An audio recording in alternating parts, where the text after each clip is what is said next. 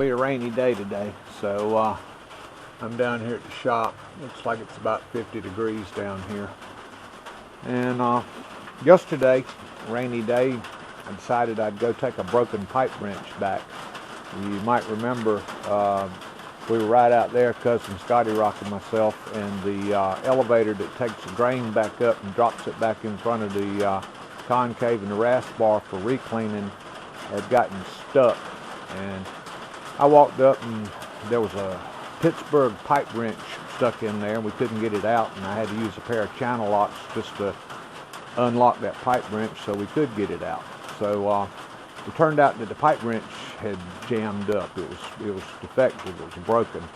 So I go back up to Harbor Freight yesterday to get this replacement here, and I'm walking in the door with the other one in my hand. What had happened is there's a metal piece right down in here that got jammed up in it. But as I'm walking in the door with this in my hand, the lady looks up at me, and I like smart people, and she instantly said, "Oh, that's a Pittsburgh. It's got a lifetime warranty. Lay that one down right here and go get yourself another one." I mean, why else would I be walking in the door with a pipe wrench other than I'm going to bring it back? And she knew that, and she just expedited the matter. Well, I was all prepared for, you know, this broke, and I'd like to see if there's any warranty on it or if I can get a replacement for it. It was the very first time I ever used it. I mean, I had my speech ready to go, but I didn't even get to use it. So I went back there and I found it, aisle 6. I got me this wrench and I walked back up there to her. She said, "You're good, you can leave now." And it was such a positive, definite tone in her voice. I kind of roboted and walked on out the door, got to the truck and laid this in the truck, and I said, "Oh, wait a minute, I wasn't even finished in there. I come up here to get me a new vise." So I turned around and walked back in the store kind of laughing at myself. But there's my new vise right there. I hope I like it. I just took a chance on it. It was about $70. It's pretty heavy. But what happened to my old vise here that I've had forever? Notice me spinning the knob here, and anybody that knows vise knows that ain't right. You know, the jaw was supposed to come out, and it don't. You can beat on it, hit it with a hammer right here, knock it out, and then screw this back in like that and get it to come up and get tight. But that ain't right. That's aggravating. And what happened to it was I decided to use it as a press. I was trying to get a bearing out. Bad mistake. But I had it all in there, and I took this favorite tool right here, power bar, and I stuck it on here like that, and I went down on it like that, and I heard a pop noise, and it wasn't the bearing coming out. It was me breaking my vise. So I put up with this thing not working quite right for a while and got me another vise. And the other things I wanted to get while I was up there was I like these gloves, 5mm nitrate, extra large. When you're mechanicking, you know, I just don't like getting that grease all up under my fingernails and having to scrub it out. Go around in places where people look at you like, "Where you been?"